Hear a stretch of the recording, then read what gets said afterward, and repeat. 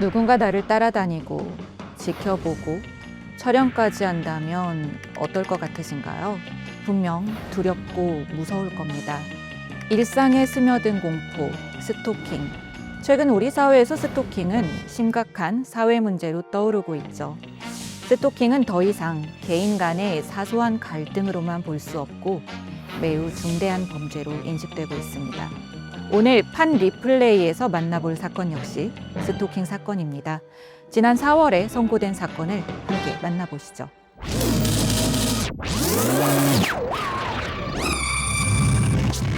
지난 2024년 3월 31일 15시 43분경 피해자는 평소처럼 차를 몰고 가던 중이었습니다.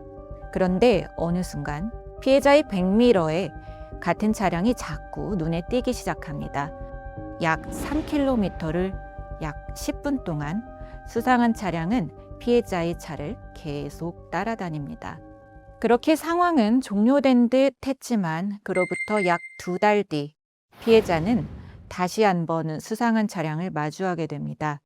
6월 11일 조수석에 앉아있던 피고인 갑은 피해자를 발견합니다.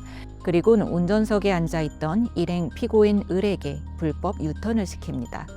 피해자와 가까워지자 피고인 갑은 본인의 휴대전화 카메라로 피해자의 모습을 촬영합니다. 이 모든 일은 약 6분 동안 벌어진 일이었습니다. 만약 여러분이 피해자의 입장이라면 어떨 것 같으신가요? 결국 이 사건은 형사재판으로 이어집니다. 오늘 판 리플레이에서 함께 만나볼 판례는 스토킹 행위의 지속 및 반복성이 문제된 사건입니다.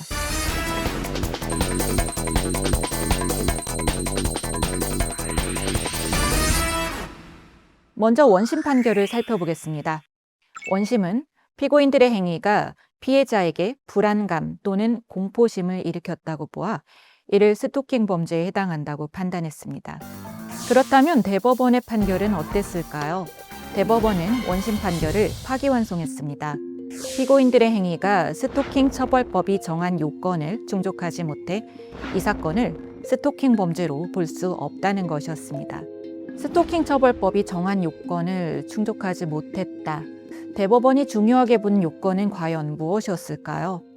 스토킹 처벌법 제2조 제2호에 따르면 스토킹 범죄가 성립하기 위해서는 상대방에게 불안감 또는 공포심을 일으키는 스토킹 행위의 지속 또는 반복이 필수 요건입니다. 대법원은 이에 따라 피고인들의 행위가 과연 지속적이었는지 그리고 반복적이었는지를 두고 이 사건을 판단한 것이죠. 먼저 이 사건의 스토킹 행위는 과연 지속적이었는가부터 살펴보겠습니다.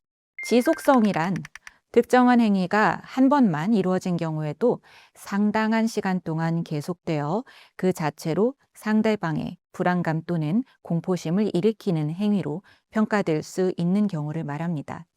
피고인의 첫 번째 행위는 약 10분, 두 번째 행위는 약 6분 정도에 불과했습니다.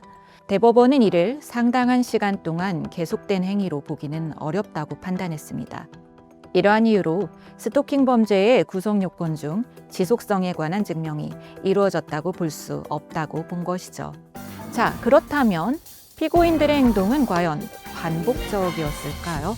먼저 반복적이란 특정한 행위가 2번 이상 이루어진 경우로 각 행위 사이에 시간적 근접성과 장소적 연관성, 범위의 단일성과 계속성이 인정되는 밀접한 관계가 있어야 합니다.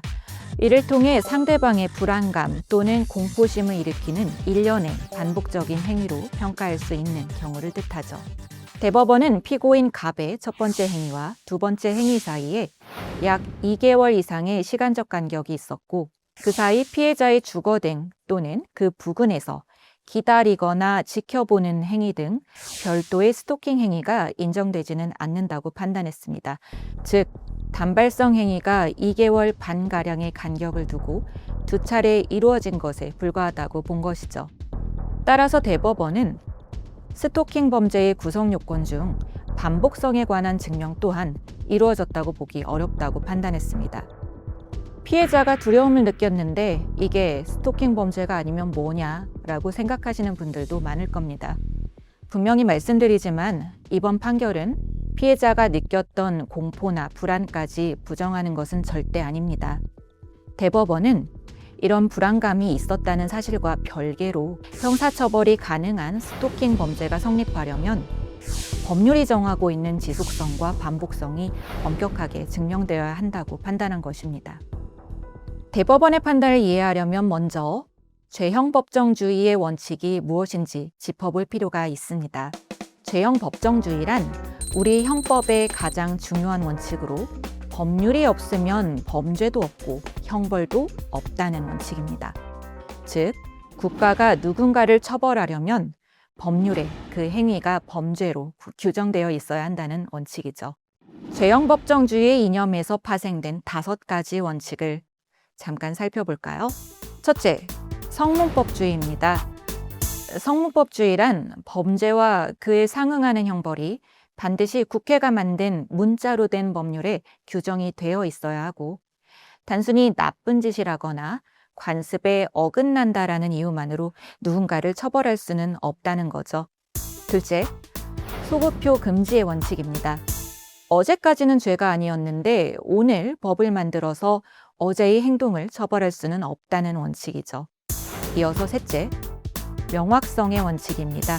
법은 누구나 이해할 수 있게 구체적이어야 합니다. 예를 들어 사회 질서를 어지럽히면 처벌한다와 같이 모호한 규정은 허용되지 않습니다. 넷째는 유추해석 금지의 원칙입니다. 법에 구멍이 있다고 해서 판사가 마음대로 비슷한 다른 법을 끌어다 써서는 안 됩니다. 법에 적힌 그대로 엄격하게 해석해야 한다는 뜻입니다. 마지막은 적정성의 원칙입니다. 범죄의 정도와 형벌의 무게가 균형을 이루어야 합니다. 빵 하나 훔쳤다고 징역 30년에 처할 수는 없죠. 가벼운 잘못에 지나치게 무거운 벌을 내리는 법은 그 자체로 정의롭지 못하기 때문이죠. 이 5가지 원칙이 존재하기에 우리는 무엇이 죄가 되고 되지 않는지를 명확히 예측하며 안심하고 살아갈 수 있습니다. 만약 이 원칙들이 무너져 처벌의 기준이 모호해진다면 법의 안정성과 국민의 자유가 흔들릴 우려가 있겠죠. 대법원은 이번 판결에서 법률 문헌상 불안감이나 공포심이 있었다는 사정만으로 곧바로 스토킹 범죄가 성립하는 것은 아니고 법률이 정한 지속성, 반복성 요건이 엄격하게 증명되어야 한다는 점을 확인했습니다. 법문에 명시된 지속성과 반복성이라는 두 요건이 단순히 횟수가 아닌 행위의 질과 연관성을 종합적으로 따져야 하는 규범적인 개념임을 명확히 한 것이죠. 오늘 판 리플레이 어떻게 보셨나요? 스토킹은 결코 가볍게 여겨서는 안 되는 범죄입니다. 그러나 동시에 처벌은 반드시 법이 정한 원칙 위에서 이루어져야 합니다. 피해자를 보호하는 일, 그리고 법의 경계를 지키는 일, 이 2가지를 함께 붙들고 가는 것이 사법부의 책임입니다. 오늘의 판례 해설을 맡은 이서윤 판사였습니다. 감사합니다.